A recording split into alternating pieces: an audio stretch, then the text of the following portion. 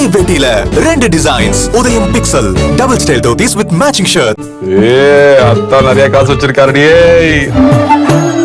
Charanam Homes, 1 BHK villa at just 19 lakhs in Coimbatore. Rajini sir இந்த scene பண்ணால் எப்படி இருக்கும், ரஜினி சார் இந்த சீன் பண்ணால் எப்படி இருக்குன்றதை யோசித்து அவருக்காக வேண்டிய மெனக்கெட்டு நிறைய டெவலப் பண்ணியிருக்காரு. இந்த கதைன்றது வந்து அப்படி இல்லை, ஜெய்பி மாதிரியான அப்படி இல்லை. இது இன்னும் ரியலிஸ்டிக்காக இருக்கும். இவ்வளோ படம் பண்ணி இவ்வளோ வேலை பார்த்து கூட ஒரு சின்ன விஷயம் நல்லா இருந்தால் கூட கூட்டு பயங்கரம் பாராட்டுவார். இப்போ ரஜினி சார் பார்த்து செட்டே சைலண்ட் ஆகும். இது அமிதாப் சார் வந்தாருன்னா ரஜினி சார் சைலண்ட் ஆவார். அப்படி இருந்தது. ஒரு ரஜினி சாருக்கு வந்து கொடுக்குற மரியாதைன்றது அமிதாப் சாருக்கு வந்து அவ்வளோ ஹையாக இருந்தது. அவங்க 2 பேரும் நடிச்சது போனது வந்ததுன்றது ஒரு பக்கம், அவங்க 2 பேரும் எவ்வளோ சின்சியராக இருக்கிறாங்கன்றது தான் எங்களுக்கெல்லாம் பயங்கர ஆச்சரியமாக இருந்தது. ஒரு இடத்துல ஒரு பெரிய ஆள் அமிதாப் சார், ரஜினி சார் ஒரு இடத்துல வந்து பெரிய ஆள் கவர்மெண்ட் ஆஃபீஸில். ஆனால் 2 பேருக்கும் மோதல் இருந்துக்கிட்டே இருக்கும். அந்த மோதல் வந்து நடிக்கும்போது பார்க்கணும். அதெல்லாம் எங்களுக்கெல்லாம் பயங்கரமான வரம் எங்களுக்கு கிடைச்சதெல்லாம் பயங்கரமா இருந்தது. அவங்க 2 பேரும் சந்திக்கிற இடம் எல்லாமே வந்து ரொம்ப பிரமிப்பா இருக்கும். ரஜினி சார்லாம் அப்படி டீல் பண்ணிட்டு போயிருப்பாரு அந்த சீன்ல. ஸோ சொல்லுங்க சார், ஃபர்ஸ்ட் அவர் எவ்வளோ பெரிய ஒரு ரஜினி சார் ஃபேன் சார்? எல்லாருமே ரஜினி சார் ஃபேன் தான். ரஜினி சார் ரசிக்காதவங்க யார் இருக்க முடியும்? எல்லாருமே ஃபேன் தான். பட் படம் அப்படின்னு வரும்போது அவருக்கு என்னென்ன பண்ணலாம் அப்படின்றது ஒன்று இருக்கும்ல. ஒரு சீனில் வந்து ரஜினி சார் இந்த சீன் பண்ணால் எப்படி இருக்கும், ரஜினி சார் இந்த சீன் பண்ணால் எப்படி இருக்குன்றதை யோசித்து அவர் வந்து சீன்ஸ் வந்து அவருக்காக வேண்டிய மெனக்கெட்டு நிறைய டெவலப் பண்ணியிருக்காரு படத்தில். ஸோ இதுக்கு முந்தைய படம் வந்து ஜெய்பீம், அது வந்து ஒரு எப்படி சொல்றது, சோஷியலி ரெஸ்பான்சிபிளான ஒரு படமா, அப்படி பயங்கரமா அது பல பேரோட வாழ்க்கையை மாற்றி ஒரு பயங்கர புரட்சிகரமான ஒரு படமா வந்து இருந்தது. ஸோ அவர் அடுத்தது என்ன பண்ண போறாரு அப்படின்னு சொல்லி பார்க்கும்பொழுது பார்த்தா ரஜினி சாரோட அப்படின்னு இந்த அப்டேட் வந்ததும் மக்களுக்குலாம் ஒரு சர்ப்ரைஸ். எப்படி இவங்க 2 பேரோட காம்பினேஷன், எப்படி இது வரப்போகுது படமா, என்ன அவருடைய பாணியில இருக்குமா இல்லை ரஜினி சாரோடைய பாணியில இருக்குமா அப்படிங்கிற மாதிரியான நிறைய கேள்விகளும் அதை சுற்றி இருந்தது. நீங்க என்ன சொல்லணும்னு நினைக்கிறீங்க சார் இதுக்கு? இல்லை, ஒரு படைப்பாளி வந்து எல்லா நேரத்துலையும் ஒரே மாதிரியே ஒரு விஷயத்தை பண்ணணுன்றது ஒன்று கட்டாயம் ஒன்றும் இல்லை. இப்போ ஒரு ஓவியன் அப்படின்னு நான் பேசிக்காக ஆர்டிஸ்ட். நான் எனக்கு ஒரு மூடில் பயங்கர ரியலிஸ்டிக் பண்ணணும்னு தோணும். இது பண்ணியே தரணும் அப்படின்றது ஒன்று தோணும். இல்லைனா வந்து ஒரு சமூகத்தில் ஒரு பிரச்சனை நடக்குது அப்படின்னு சொன்னால் அந்த நேரத்தில் அந்த பிரச்சனை குறித்து ஓவியங்கள் வரையணும் அப்படின்னு தோணும். சில நேரத்தில் ஜாலி மூடு இருக்கும், பயங்கர ஜாலியாக வரையலான்னு தோணும். சில நேரத்தில் ஒரு லேண்ட்ஸ்கேப் பிடிக்கும், லேண்ட்ஸ்கேப் வரையலாம். அப்படி தான் எல்லாருமே, ஒரு கவிஞன் எடுத்துக்கினாலும் சரி, ஒரு கதாசிரியர் எடுத்துக்கினாலும் சரி, அது அந்தந்த நேரத்தில் அந்தந்த மூடு ஒன்று இருக்கும். சரி, இப்படி ஒரு பேக்ரவுண்டு வந்து எடுத்து பண்ணலாம். ஒரு விஷயங்களை கேள்விப்பட்டிருப்பாங்க. ஒரு திரைப்படங்கள்ன்றது நிறைய விஷயங்கள் கேள்விப்பட்டது, படித்தது, பார்த்தது, அது குறித்து தானே ஆரம்பிக்கும். ஆரம்பன்றது மையப்புள்ளின்றது அங்கேருந்து தான் ஆரம்பிக்கும். அதில் வந்து இந்த கதைன்றது வந்து அப்படி இல்லை, ஜெய்பி மாதிரியான அப்படி இல்லை. இது வேறு விதமாக இருக்கும். இது வந்து இது இன்னொரு ரியலிஸ்டிக்காக இருக்கும். இன்னொரு வருஷனுடைய ரியலிஸ்டிக்காக இருக்கும். ஒரு போலீஸ் ஆஃபீஸர் வாழ்க்கையில் நடந்த ஒரு அதிரடியான விஷயங்கள்னு ஒன்று இருக்கும்ல, அது இருந்தால் எப்படி இருக்கும் அப்படின்றத யோசனை பண்ணி அதில் ரஜினி சார் இருந்தால் எப்படி இருக்கும் அப்படின்றது ஒன்று இருக்கு இல்லையா. அப்படி வந்து மையப்படுத்தி அவர் எழுதுனது தான். ஸோ நீங்கள் கண்டிப்பாக அவருடைய ஜேர்னியில் ரொம்ப க்ளோஸாக ட்ராவல் பண்ணிகிட்டே இருக்கும் பொழுது ஜெய்பீம் தொடர்ந்து என்ன பண்ண போகிறார் அப்படிங்கிறது வந்து எங்களுக்குலாம் முன்னாடியே உங்களுக்கு தெரிஞ்சிருக்கும். ஸோ இந்த கதை இது ரஜினி சாரோட தான் அமைய போகுது அப்படிங்கிற அந்த கான்வர்சேஷன்லாம் உங்களுக்கு முன்னாடியே தெரிஞ்சிருக்கும்ல சார், கதை சொல்ல போகிறாரு தெரியாது? அப்படியா? ஆமாம். அதாவது ஜெய்பீம் முடிச்ச உடனே அவர் டைரக்டர் வந்து இந்தியா முழுக்க எல்லா துறையிலிருந்தும் அழைப்பு அவருக்கு. தெலுங்குலேருந்து நிறைய ஆப்பர்ச்சுனிட்டிஸ் வந்தது, ஹிந்திலேருந்து நிறைய ஆப்பர்ச்சுனிட்டி வந்தது, கன்னடத்துலேருந்து வந்தது, தமிழ்லேயே பெரும்பாலும் எல்லா நடிகர்களுமே தமிழில் வந்து அவர் கூப்பிட்டு பண்ணுறதுக்கு ஐடியாவில் இருந்தாங்க. பட் ஒரு நாள் வந்து கூப்பிட்டு இது மாதிரி வீட்டுக்கு வாங்கினாரு. வீட்டுக்கு போன உடனே வந்து இது மாதிரி ரஜினி சாருக்கு வந்து லைன் சொல்லியிருக்கேன், அவர் ரொம்ப பிடிச்சிருக்கு அப்படின்னாரு. ரொம்ப சந்தோஷமாச்சு. அதுக்கப்புறம் அதை டெவலப் பண்ணி அப்போ தான் எனக்கு தெரியும் நாங்கள் நெருக்கமாக தான் இருப்போம். பட்டு எல்லா விஷயத்தையும் எல்லா நேரத்துலையும் எல்லாத்தையும் பகிர்ந்துன்றது ஒன்றும் கட்டாயம் இல்லைல்ல.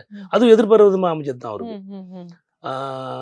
அதனால வந்து டக்குன்னு இது அமைஞ்ச உடனே அதுக்கப்புறம் இதுக்கு அவர் தயாரானார். இது தயாராகிறது ஒரு நேரம் எடுத்துக்கினாரு, சிறப்பாக பண்ணியிருக்காரு. ஸோ ஜெய்பீம் பொறுத்த வரைக்கும் வந்து செட் அப்படிங்கிறது நீங்கள்லாம் சொல்லும் பொழுது தான் அந்த வீடு அதெல்லாம் வந்து செட்டு அப்படிங்கிறதே எங்களுக்கு வந்து தெரிஞ்சுது. அவ்வளோ உண்மையாக ஒரு வீடு எப்படி இருக்குமோ அதை அப்படியே ரீக்ரியேட் பண்ண மாதிரி தான் இருந்தது.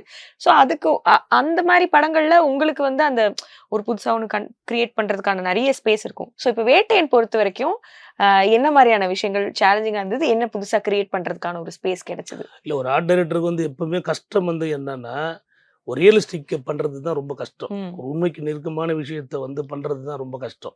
நீங்கள் ஒரு ஃபேண்டசி வேல்டுன்னு வச்சுக்கோங்களேன். ஒரு கனவு உலகம் அப்படின்னா நம்ம என்ன வேணாலும் பண்ணிட்டு போகலாம், அதில் யாரும் கேள்வி கேட்க மாட்டாங்க.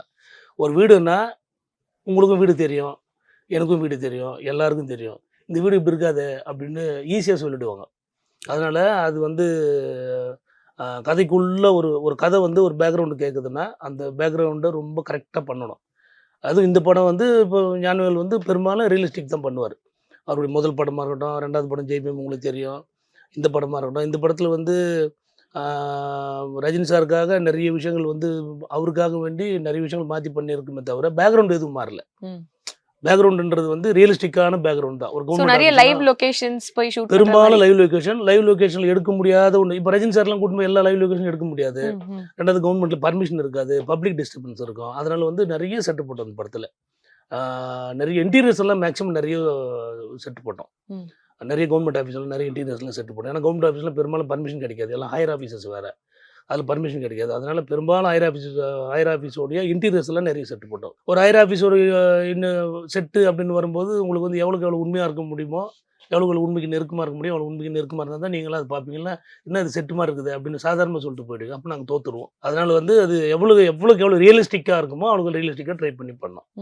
அண்ட் சேஃப்டிங்கிறது உங்க கையில தான் முக்கியமா இருக்குன்னு நினைக்கிறேன் இல்லையா? ஸோ அது நீங்க உங்க டீம் கிட்ட சொல்ற ஒரு விஷயமோ இல்ல என்னோட செட்ல இதை நான் கண்டிப்பா ஃபாலோ பண்ணுவேன் சேஃப்டிக்காக அப்படின்னு இருக்கிற விஷயங்கள் பத்தி சார்? இல்லை, கண்டிப்பாக சேஃப்டின்றது வந்து அது எக்ஸ்டீரியர் அவுட்டோராக இருந்தாலும் சரி, இன்டீரியராக இருந்தாலும் சரி, ஃபஸ்ட்டு வந்து ஒர்க் பண்ணுறவங்களுக்கே முதல்ல ஒரு சேஃப்டி ஒன்று வேணும்ல. வேலை செய்கிறவங்களுக்கே முதல்ல சேஃப்டி ஒன்று வேணும். அதிலிருந்து படம் முடிகிற வரைக்கும் அந்த சேஃப்டியை வந்து நாங்கள் வந்து கவனிச்சிக்கினே இருப்போம். வேலை செய்கிறவங்கள ஆரம்பிக்கிறது முதல்ல. அதிலிருந்து இப்போது நடிகர்கள் வருவாங்க, அது இது மாதிரி பெரிய நடிகர்கள் வரும்போது கொஞ்சம் சென்சிட்டிவாக இருக்கும். அதனால் வந்து ரொம்ப நம்ம போடுற செட்டுன்றது எங்கேயுமே ஷேக் ஆகக்கூடாது, ஆடக்கூடாது, விழுந்துடக்கூடாது, ஏதாவது எங்கேயோ ஒரு இடத்துல விரிசல் விட்டுறக்கூடாது. இப்போ இது மாதிரி பிளாட்ஃபார்ம் எல்லாம் போட்டிருப்போம். அது வந்து 1 நாள் 2 நாள் தான் ஸ்ட்ராங்காக இருக்கும். 3வது நாள் வந்து உள்ளுக்குள்ளே இருக்கிற ஆணியெல்லாம் லூஸ் ஆகும். நடக்க வெயிட் வைக்க கொஞ்சம் லூஸ் ஆகும். அதுவெல்லாம் இல்லாத அளவுக்கு அதை ஒரு 10 நாள் கழிச்சு இந்த செட் எப்படி இருக்கும் அப்படின்றத மைண்டில் வச்சு தான் செட்டு போடணும். ஒரு 10 நாள் ஒரு செட்டில் வந்து ஷூட்டிங் நடந்தால் அது எப்போவுமே புதுசாக இருக்கணும். ஒரு 5வது நாள் வந்து டக்குன்னு பழசாயிடுச்சு, அதை ரிப்பேர் பண்ணுங்க, அது மாற்றுங்கிறதுன்னு எப்போது ஒரு டைம் நடக்கும். ஆனால் அது கூட நடக்கக்கூடாது. அதெல்லாம் மைண்டில் வச்சு தான் ஒரு செட் ஒன்று போடும். பாதுகாப்புன்றது ரொம்ப ரொம்ப முக்கியம். ஏன்னா கிட்டத்தட்ட ஒரு 150 பேர் வேலை பார்க்குற இடம்.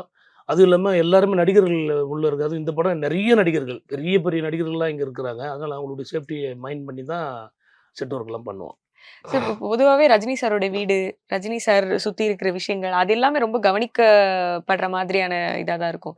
ஸோ அப்படி இருக்கும்பொழுது சாரோட வீட்டில் ஸ்பெஷலான விஷயங்கள் அந்த மாதிரி ஏதாவது அது செட் அதை பற்றி சொல்லலாமா சார்? இல்லை, சாரோட வீடு வந்து ஒரு ஒரிஜினல் லொக்கேஷன் ட்ரிவாண்டத்தில் இருந்தது. அது வந்து ஒரு வீடு இருக்கும், ரெகுலர் ஷூட்டிங் பிளேஸ் அது. அந்த வீட்டை வந்து ஒரு கவர்மெண்ட் ஆஃபீஸர், ஒரு போலீஸ் ஆஃபீஸருடைய வீடாக இருந்தால் எப்படி இருக்கும்? அதில் வந்து ஒரு பணக்காரன் தானே தெரியக்கூடாது, ரொம்ப உண்மைக்கு நெருக்கமாக இருக்கணும், ஓவர் அழகியலாக இருந்துருக்கூடாது, பயங்கர டெக்கரேட்டிவான ஒரு ஹவுஸாக இருக்கக்கூடாது, ஆனால் இருக்கணும். ஏன்னா மஞ்சுவார் இருக்கிறாங்க, அவங்க வந்து படத்தில் வந்து ஒரு மலையாளியாக நம்ம வந்து சொல்லியிருக்கிறோம். கதையிலேயே அவங்க வந்து மலையாளி அப்படின்னு வந்து கேரளாவை சார்ந்தவங்க சொல்லியிருக்கோம். அவங்களுக்கான டச் ஒன்று இருக்கணும். ஏன்னா பொதுவாக வீடுன்னா வந்து வீட்டில் இருக்கிற பெண்களினுடைய செயல்பாடுகள் தான் அதிகமாக இருக்கும். அவங்க விரும்புறது தான் அது வந்து வீட்டில் வந்து ஒரு ஃபோட்டோ மாட்டுறதா இருக்கட்டும், இல்லை வந்து ஏதோ ஒரு டெக்கரேட்டிவ் ஐட்டம் வந்து வைக்கிறதா இருக்கட்டும், எது வந்தாலும் பெரும்பாலும் ஒரு வீடுன்னு இருந்தால் உங்களுக்கு தெரியும் பெண்கள் தான் அதிகமாக வந்து அலங்கரித்து வைப்பாங்க. அப்போ மேக்ஸிமம் அவங்களுக்கு பிடிச்ச விஷயங்களாக அது இருக்கணும் அப்படின்றத நான் டைரக்டர் கேமராமேன்லாம் டிசைட் பண்ணி என்ன மாதிரிலாம் பண்ணலாம் அப்படின்னு ஒரு வீடு எல்லாமே அந்த வீட்டை ஃபோட்டோ எடுத்து வந்து டிசைன் பண்ணி எல்லாம் காட்டி அதுக்கப்புறமா இந்த மாதிரி பொருட்கள் இருக்கலாம் அப்படின்னு சொல்லிட்டு பிளான் பண்ணி பண்ணது. என்ன சொன்னாங்க ரஜினி சார் பார்த்துட்டு? அவரு சின்ன குழந்தை மாதிரி ரசிப்பார். இவ்வளோ படம் பண்ணி இவ்வளோ வேலை பார்த்து கூட ஒரு சின்ன விஷயம் நல்லா இருந்தால் கூட கூட்டு பயங்கரம் பாராட்டுவார். இது ரொம்ப ஆச்சரியமா இருந்தது. சில பேர்லாம் அப்படியே பார்த்துட்டு அப்படியே கண்டுக்க மாட்டாங்க. அவங்க எக்ஸ்பீரியன்ஸ் வந்து அது வந்து ரொம்ப சாதாரணமாக நினைக்க இல்லையா. ஆனால் இவர்கிட்ட வந்து ஒரு சின்ன சின்ன விஷயத்தெல்லாம் கூட்டு எல்லாரும் போட்டு பாராட்டுவார். என்னை பாராட்டுவார், அஸ்தன்ஸுங்களை பாராட்டுவார், என்னுடைய ஆர்ட் டைரக்டர் பாராட்டுவார். இது நல்லா இருக்கு, இது எங்கே பண்ணீங்க, இது எப்படி பண்ணீங்க, இது ரொம்ப நல்லா இருக்கு அப்படின்னு எல்லாத்தையும் வியந்து பார்த்துட்டு இருப்பாரு. அதுவே எனக்கு ரொம்ப ஆச்சரியமா இருக்கும். புதுசா சினிமாக்காரங்க பார்ப்பாங்கல்ல, அந்த எக்ஸைட்மெண்ட் வந்து அவர்கிட்ட என்னால் பார்க்க முடிஞ்சது. பயங்கர ஆச்சரியமா இருந்தது எனக்கு. ரஜினி சார், மஞ்சு மேம், இந்த காம்போவே வந்து ரொம்ப ஃப்ரெஷ்ஷான ஒரு பேரிங்கா இருக்கு. ஸோ ஸ்பாட்ல அது எப்படி இருந்தது நீங்க பார்த்துருப்பீங்க? என்ன ரொம்ப நல்லா இருந்தது. அவங்க 2 பேருக்கு உண்டான அந்த எப்படி சொல்றது, அந்த ஷூட்டிங் கெமிஸ்ட்ரின்னு ஒன்று சொல்லுவாங்கல்ல, அது வந்து ஒரு கணவன் மனைவிக்கு உண்டான ஒரு மெச்சூர்டான ஒரு கணவன் மனைவி இருப்பாங்கல்ல, சின்ன பிள்ளைங்களா இருக்காம ஒரு மெச்சூர்டான ஒரு கணவன் மனைவி உண்டான ஒரு சீன்ஸ் எல்லாம் அதில் ரொம்ப நல்லா இருக்கும். சீன்ஸ் எல்லாம் அது அவங்க ரொம்ப நல்லா ப்ளே பண்ணாங்க. அவங்க 2 பேரும் அதை உணர்ந்து ஒன்று கையில் எடுத்து பண்ணுறது ஒன்று இருக்குல்ல, ரொம்ப நல்லா ப்ளே பண்ணும். படம் பாருங்க தெரியும் உங்களுக்கு. சார் இந்த படத்தை பொறுத்த வரைக்குமே எங்களுக்கு என்ன ஒரு எக்ஸைட்மெண்ட் அப்படின்னா, இதுல வந்து அமிதாப் சார் இருக்காரு, ராணா சார் இருக்காரு, ஃபஹத் சார் இருக்காரு. ஸோ இவங்க 3 பேரும் ரஜினி சார் கூட அந்த காம்பினேஷன் சீன் எப்படி வரப்போகுது அப்படின்றது. Specially Amitabh sir Rajini sir ரொம்ப வருஷமாச்சு ஸ்கிரீன் ஸ்பேஸ் ஷேர் பண்ணி. அது ரொம்ப முக்கியமான ஒரு நிகழ்வு. முதல்ல ஒரு தமிழ் சினிமாவுக்கு கிடைச்ச ஒரு ஒரு எப்படி சொல்கிறது, ஒரு அற்புதமான ஒரு விஷயம் அவங்க 2 பேரும் இணைஞ்சது. ரொம்ப ஷாக்கிங்காக இருந்தது. அவங்க 2 பேரும் நடிச்சது போனது வந்ததுன்றது ஒரு பக்கம், அவங்க 2 பேரும் எவ்வளோ சின்சியராக இருக்கிறாங்கன்றது தான் எங்களுக்கெல்லாம் பயங்கர ஆச்சரியமாக இருந்தது. இப்போ ரஜினி சார் மோஸ்ட்லி சீனியர், அதை விட அமிதாப் சார் அவரோட ரொம்ப சீனியர். அவங்க 2 பேரும் ரொம்ப சின்சியர். அதாவது ஒரு ஸ்கூல் ஸ்டூடெண்ட்டுக்கு வந்து ஸ்கூலுக்கு லேட்டாக போகக்கூடாதுன்னு ஒன்று கிளம்புவாங்க, பார்த்துருப்பீங்க, நம்ம எல்லாமே பார்த்துருப்போம். அவ்வளோ பொறுப்பு அவங்க கிட்ட இருந்தது வந்து நான் பார்த்தேன் நான் 2 பேர்கிட்டையுமே. 2 பேரும் ஒருத்தரை விட்டு சந்திச்சும் போது இப்போ ரஜினி சார் பார்த்து செட்டே சைலண்ட் ஆகும். இது அமிதாப் சார் வந்தாருன்னா ரஜினி சாரே சைலண்ட் ஆவார். அப்படி இருந்தது. ஒரு ரஜினி சாருக்கு வந்து கொடுக்குற மரியாதைன்றது அமிதாப் சாருக்கு வந்து அவ்வளோ ஹையாக இருந்தது. எனக்கெல்லாம் பயங்கர ஆச்சரியம். நம்ம கேள்விப்பட்டிருக்கோம், இவர் அவர் சேர்ந்து நடிச்சிருக்காங்க அப்படின்னு சொல்லுவாங்க, ரஜினி சார் மேடைகள்லாம் சொன்னார். பட் இருந்தாலும் அது ரியலாக பார்க்கும்போது இல்லை, அவ்வளோ ஒரு ஒரு 2 பேருக்குமான மரியாதைன்றது அவங்க 2 பேரும் நடந்ததில் அவ்வளோ ஆச்சரியமாக இருந்தது எங்களுக்கெல்லாம். அதே மாதிரி நீங்கள் வந்து சீன்லேயும் பார்த்தீங்கன்னா கிட்டத்தட்ட அது மாதிரி தான் இருக்கும். சீனாக பார்த்தீங்கன்னா வந்து இவர் ஒரு ஒரு ஒரு ஒரு இடத்துல ஒரு பெரிய ஆள் அமிதாப் சார், ரஜினி சார் ஒரு இடத்துல வந்து பெரிய ஆள் கவர்மெண்ட் ஆஃபீஸில். ஆனால் 2 பேருக்கும் மோதல் இருந்துக்கிட்டே இருக்கும். அந்த மோதல் வந்து நடிக்கும்போது பார்க்கணும். அதெல்லாம் எங்களுக்கெல்லாம் பயங்கரமான வரம் எங்களுக்கு கிடைச்சதெல்லாம். பயங்கர எக்ஸைட்மெண்ட். இப்போ நினச்சா கூட ஜில்லுன்னது அப்படி இருக்கும் நடிக்கும்போது பார்க்குறப்போ. பயங்கரமாக 2 பேரும் அதை ரசித்து அது பண்ணாங்க. அமிதாப் சார் சின்ன குழந்தை மாதிரி அந்த ஸ்கிரிப்டை படிச்சுக்கிட்டே இருப்பார். தனியாக வந்து இப்படி இப்படி நடந்து போய் மனப்பாடம் பண்ணிக்கிட்டே இருப்பார். தமிழ் லைன்ஸ் இங்கிலீஷில் தமிழ் வார்த்தைகளை வந்து தங்கிலீஷ்னுவாங்க இல்லையா, அதில் வந்து எழுதி அதை வந்து படிப்பார். சீன் டீட்டெயில் அப்படி கேட்குறாரு டைரக்டர்கிட்ட, இப்படி பண்ணலாமா, அப்படி பண்ணலாமா, அப்படி பண்ணலாமா, இப்படி பண்ணலாமா அப்படின்னு சொல்லி. ரொம்ப பயங்கர என்ஜாய்மெண்ட்டாக இருந்தது பார்க்குறதுக்கு. பொதுவாக ரஜினி சார் படத்தில் வில்லன் அப்படிங்கிறவங்க யாராக இருக்க போகுது? ஏன்னா நம்ம நிறைய ரகுவரன் சார் பார்த்துருக்கோம், நெப்போலியன் சார் பார்த்துருக்கோம். அந்த வில்லன் அப்படின்றது ஒரு ஸ்ட்ராங்கான வில்லன் அப்படின்றது நமக்கு ஒரு எக்ஸைட்மெண்ட்டாக இருக்கும். இதில் வில்லன் யார் சார்? வில்லன் வந்து ராணா சார் தான் வில்லன். ஓகே. நீங்கள் அவர்கிட்ட ஒரு பெக்குலரிட்டி ஒன்று இருக்கும். இப்போ ரகுவரன் கிட்ட எல்லாம் கூட வேற விதமான ஒரு பெக்குலரிட்டி இருக்கும். இப்போ ராணா பார்த்தீங்கன்னா நேராக பார்த்தா வில்லன் மாதிரியா இருப்பார். அவருடைய உருவம், அவருடைய நடந்து வர்றது, அவருடைய ஃபிசிக்கு, அவருடைய அனட்டமி எல்லாமே வந்து ஒரு ஒரு வில்லன்னா நம்மளுக்கு ஒரு கற்பனை இருக்குல்ல, அந்த கற்பனையினுடைய உருவமாகவே அவர் இருப்பார். அது பயங்கரம் ஒர்க் அவுட் ஆயிருக்கு படத்தில். அது ஒரு நல்ல படித்த நல்ல ஒரு பயங்கர வெல் எஜுகேட்டட் வில்லன்லாம் இருப்பான்ல, அது மாதிரியான ஒரு ஒரு கேரக்டர். அது பயங்கரம் ஒர்க் அவுட் ஆயிருக்கு. அவங்க 2 பேர் கூட அந்த ஃபேஸ் ஆஃப் சீன் பயங்கரமா இருந்தது. அவங்க 2 பேரும் தான் படத்தில் வந்து ரொம்ப எப்படி சொல்றது, அவங்க 2 பேரும் சந்திக்கிற இடம் எல்லாமே வந்து ரொம்ப பிரமிப்பா இருக்கும். ரொம்ப முக்கியமான சீன்லாம் இருக்குது உள்ள. 2 பேரும் சந்திக்கிற இடம் எல்லாமே ரொம்ப பயங்கரமா இருக்கும். ரஜினி சார்லாம் அப்படி டீல் பண்ணிட்டு போயிருப்பாரு அந்த சீன்லாம். பிரமாதமா இருக்கும். முக்கியமா ஃபஹத் சார், நானே அவருடைய ஃபேன் தான், ஃபஹத்தோட ஃபேன் தான். பாத்தீங்களா? ஆமா, ஏன்னா நிறைய படங்கள் பார்க்குறோம் இல்லையா, அவர் நடிப்பு வந்து ரொம்ப வியக்க தகுந்த ஒரு விஷயமா இருக்குது. பொதுவாக எங்களுக்கெல்லாம் ஷூட்டிங்கில் வேலை செய்கிறது வாய்ப்பு ரொம்ப கம்மியாக இருக்கும். நாங்கள் இது இங்கே செட்டு போடுவாங்க போயிட்டே இருப்போம் நாங்கள். பட் ஃபஹத் வந்திருக்காரு செட்டுக்குன்னா, நான் வந்து அங்கே இருந்தேன்னா, அந்த மெட்ராஸுக்குள்ளே ஷூட்டிங் நடக்குதுன்னா, இல்லை நான் வெளியூர் போனோட இருந்தேன்னா, என்றைக்கே ஒரு நாள் ஒரு முறையாவது போயிட்டு நான் ஃபஹத்தோட ஒரு ஷாட்டாவது பார்த்துட்டு வருவேன் நான். ஆமாம், அவ்வளோ எனக்கு அவ்வளோ பிடிக்குது அவரை. நடிக்கும்போது ஒன்று இருக்கும், ஒரு ரிகல்சர் ஒன்று பார்ப்பாங்க, ஒரு மானிட்டர் ஒன்று பார்ப்பாங்க. ஆனால் அவர் நடிக்கும்போது வேறு ஒன்று கொடுக்குறாரு. ரஜினி சார் பயங்கரமாக ஸ்பாட்டில் நல்ல கிண்டல் பண்ணல சிரிப்பாங்க, பயங்கரம் ஆச்சரியப்பட்டு தட்டி கொடுப்பாரு. ஏதோ ஒன்று பண்ணிவிடுவார் அவர். ஃபஹத் வந்து அந்த சீனை வந்து அப்படி தூக்கி விட்டுருவார். அப்படி அந்த மெருகேற்றுறது ஒன்று இருக்கும்ல ஸ்பாட்டில், அப்படி பண்ணுவார் அவர். ரொம்ப பிரமாதமான நடிகர். இந்தியாவுக்கு கிடைச்ச பெரிய ஒரு வரப்பிரசாதம் அவர்லாம். அவர் எப்படி ரஜினி சாரை பார்த்தாரு சார்? அது வந்து படத்தில் தெரியாது, உங்களுக்கு நேரில் தெரியும். நேரில் பார்க்கும்போது தெரியும், படத்தில் தெரியாது. பட் கேரக்டராகவும் பார்த்தீங்கன்னா வந்து ரஜினி சார் கிட்ட ஒரு பம்பி நடக்கிற மாதிரியே தான் இருக்கும் கேரக்டராகவும். அது ரொம்ப நல்லா ப்ளே பண்ணியிருந்தாரு. ஸ்பாட்லாம் ரொம்ப டீட்டெயிலாக நல்லா நிறைய பேசிப்பாங்க. இந்த சீன் டெவலப்மெண்ட் பண்ணுறது, இப்படி பண்ணலாமா அப்படி பண்ணலாமான்றது ஒன்று இருக்குல்ல, அது ரொம்ப நல்லா பேசுவாங்க. இதில் ரஜினி சார் வந்து எல்லாருக்கும் ஸ்பேஸ் கொடுப்பாரு. ரஜினி சார் கிட்ட வந்து என்ன ஆச்சரியன்னா, இவ்வளோ பெரிய நடிகர், இவ்வளோ வேலை பார்த்துருக்காரு, இவ்வளோ வெற்றிகளை பார்த்துருக்காருன்னும் போது கூட யார் நல்லது சொன்னாலும் எடுத்துக்கிற ஒரு அறிவு ஒன்று இருக்குதுல்ல, அது அவர்கிட்ட இருக்குது வந்து நான் பார்த்தேன் நான். அது மாதிரி பக்கத்து இவங்கெல்லாம் பேசிகிட்டு இருக்கும்போது நிறைய விஷயம் இப்படி பண்ணலாமா அப்படி பண்ணலாமா டேரக்டர் டிஸ்கஸ் பண்ணுவாங்க. எல்லாமே டேரக்டர் டிஸ்கஸ் பண்ணுவாங்க. டேரக்டர் அப்படியே பார்த்து எது கரெக்டாக இருக்கோ அது எடுத்துக்கிறது ஒன்று இருக்கு இல்லையா, அந்த விஷயம் எல்லாம் கலந்து எந்த ஈகோவும் இல்லாமல் ஒரு சீன் நல்லா வரதுக்காகவே பேசுறது ஒன்று இருக்கும்ல, அது மாதிரி டெவலப் பண்ணி ரொம்ப நல்லா பண்ணாங்க. ஞானவேல் சார் படம் பார்த்துட்டு இந்த படம் ப்ராசஸ்ல என்ன ஒரு விஷயம் உங்ககிட்ட ஷேர் பண்ணிக்கிட்டாங்க சார்? நான் சாருக்குமே முதல் முறை இத்தனை ஆர்டிஸ்டே ஒரே படத்துல வந்து ஹேண்டில் பண்றாங்க. ஸோ அது அந்த எக்ஸ்பீரியன்ஸ் பத்தி உங்ககிட்ட பேசியிருக்காங்களா? ஞானவேல் வந்து பொதுவாக கொஞ்சம் ஒரு மாதிரி ஆழமான அறிவுள்ள ஒரு ஆள். அவர் நிறைய பத்திரிகையில் அனுபவம் உள்ளவர். அது இல்லாமல் நல்லா படித்தவர், தமிழ் இலக்கியம் படித்தவர், தமிழில் வந்து டாக்டரேட் அவர். அவர்கிட்ட வந்து பொதுவாகவே வந்து அந்த வயசுக்கு உண்டான பக்குவம் அவர்கிட்ட இருக்காது. அதோட ஒரு 20 வயசுக்கு அதிகமாக இருக்கும். நான் வந்து கிட்டத்தட்ட ஒரு 20 ஆண்டு கால பழக்கம் எனக்கு நண்பர் அவர். நான் அவர் முதல்ல சந்திக்கும் போது அவருக்கு வந்து ஒரு 30 வயசு இருக்குன்னா 50 வயசு ஆள் மாதிரி தான் என்கிட்ட பழகுவார். எனக்கு ரொம்ப ஆச்சரியமாக இருக்கும். எனக்கு அப்போ 40 வயசு, நான் வந்து 30 வயசு பையன் மாதிரி பழகின்னு இருப்பேன் அவர்கிட்ட.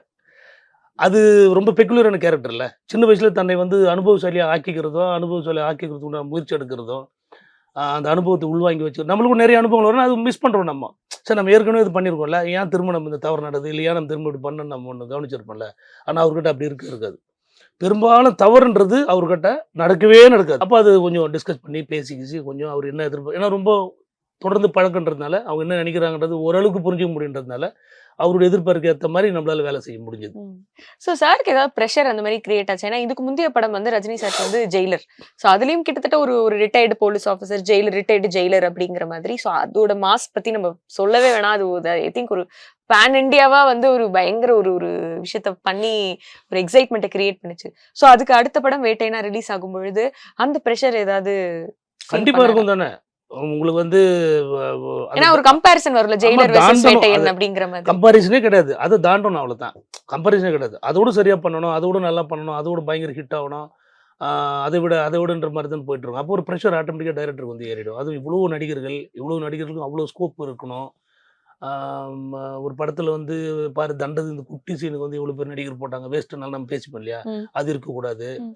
ஏன்னா அவ்வளோ சீன் இருக்குது இல்லை, அதனால வந்து அந்த ப்ரெஷர் ரொம்ப இருந்தது டைரக்டருக்கு. இது தவிர இப்போ ஆடியன்ஸ் வந்து ஒரு படம், இந்த படம் அந்த படத்தோட நல்லா இருக்குன்றதை தாண்டி போன படம் இந்த அளவு கலெக்ஷன் பண்ணுச்சு, இப்போ இந்த படம் வந்து அதோட கலெக்ஷன்ல முந்துமா அப்படிங்கிற அந்த வணிக ரீதியான கான்வர்சேஷனும் வந்து மக்கள் மத்தியில போயிட்டே இருக்கு. இப்போ ஜெயிலர் வந்து 600 கோடி பண்ணிருக்கு அப்படின்னா இது ஒரு 1000 கோடி பண்ணுமா இல்ல 800 கோடி பண்ணுமா அப்படிங்கறது ஒரு எதிர்பார்ப்பும் வந்து இருக்கு. ஸோ அது சார்ந்த விஷயங்கள் ஏதாவது பேசிப்பீங்களா சார்? இல்லை, அதை பற்றி பொருளாதார சம்பந்தமான வணிக ரீதியான சம்பந்தமான விஷயங்களை வந்து நம்ம வந்து பேசவே முடியாது. ஏன்னா ஒரு படம் நல்லா வரணும் அப்படின்றது தான் அது எல்லாத்தையுமே முடிவெடுக்கும். இப்போ வணிக ரீதியான வெற்றி அப்படின்றது ஒரு நல்ல படம் நீங்கள் எத்தனை கோடி செலவு பண்ணாலும் போகாது. எவ்வளோ ஹாலிவுட் படம் பார்க்குறோம், எவ்வளோ பெரிய நடிகர்கள் படம்லாம் பார்க்குறோம், நல்லா இல்லைனா ஒரே ஷோ அவ்வளோதான். ரெண்டாவது ஷோவுக்கு ஆள் இல்லை, ரெண்டாவது நாள் 3வது நாள் படம் வந்து 1 இல்லைன்ற மாதிரி ஆகிடும், உங்களுக்கு தெரிஞ்சிருக்கும். அதனால் நீங்கள் படம் நல்லா வரணும், இந்த ப்ராடக்ட் நல்லா வரணுன்றது மட்டும்தான் சிந்தனையாக இருக்கணும். அதுக்கப்புறம் அது வெற்றி பெற வைக்கிறது உண்டான வேலை மட்டும் தான் நம்ம பார்க்கணும். அது எவ்வளோ கலெக்ஷன் பண்ணுது என்ன பண்ணுதுன்றது இது முடிவு எடுத்துரும். அது நல்லா வருதா, ஒரு ப்ராடக்ட் வந்து நல்லா வர்றதுக்கு உண்டான வேலையை மட்டும் பார்த்தோம்னா இந்த நம்ம பேசின எல்லா ஏரியாவும் அது முடிவெடுத்துரும். அதில் அந்த வேலையை மட்டும் சிறப்பாக செய்கிறதுக்கு உண்டான வேலையை மட்டும் நாங்கள் கவனமாக இருந்தோம். குறிப்பாக டைரக்டர் வந்து அதில் ரொம்ப கவனமாக இருப்பார். ஒரு வேலையை அவர் சாதாரண வேலையை ரொம்ப சின்சியராக செய்வார். அவர்கிட்ட வந்து ரொம்ப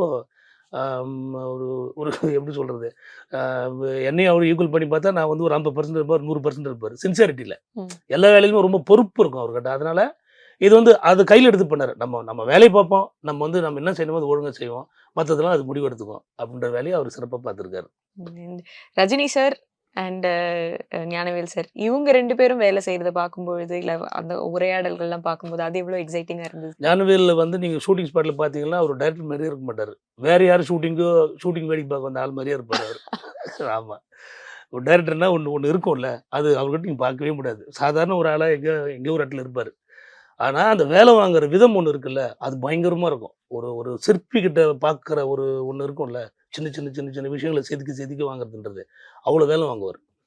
அது யாருக்கும் பார்த்தா தெரியாது, அவர் பார்த்தா அவருடைய நடவடிக்கையிலையோ அவருடைய இதுலேயோ தெரியாது. ஆனால் அவ்வளோ நுணுக்கமாக கிட்ட 2 பேரும் கிட்ட பேசிப்பாங்க, ஏதோ ஒன்று அடுத்த ஷாட்டில் மாறும். அப்புறம் 1 more 2 போவாங்க, டைரக்டர் இப்போ திரும்ப கிட்ட ஏதோ நடிகர்கிட்ட போய் அவங்க என்ன பேசுகிறான்னு நம்மளுக்கு தெரியாது, நான் பக்கத்தில் தான் உட்காந்துருப்பேன். ஏதோ ஒன்று சொல்லுவார், அவங்க 2 பேரும் ஏதோ ஒன்று பேசிப்பாங்க, அடுத்த ஷாட் வரும்போது வேறு ஏதோ ஒன்று மாறும். அது ஒரு மர்மமான ஒரு விஷயம் தான் அது. அவ்வளோ அழகாக வேலை வாங்குவார். சார் இப்போ இந்த படத்துல இருந்து என்ன எதிர்பார்ப்பு நாங்க வச்சுக்கலாம் சார்? இது ஒரு நார்மலா ஃபேமிலியோட அப்படி வந்து என்டர்டெய்னரா அப்படி என்ஜாய் பண்ணிட்டு போற மாதிரியான ஒரு படமா இருக்குமா, இல்ல ஜெய்பி மாதிரி ஒரு ஒரு இம்பாக்ட் வந்து கொடுக்குமா? இல்லை, ஜெய்பீம் வந்து வேற கதை, வேற படம் அது.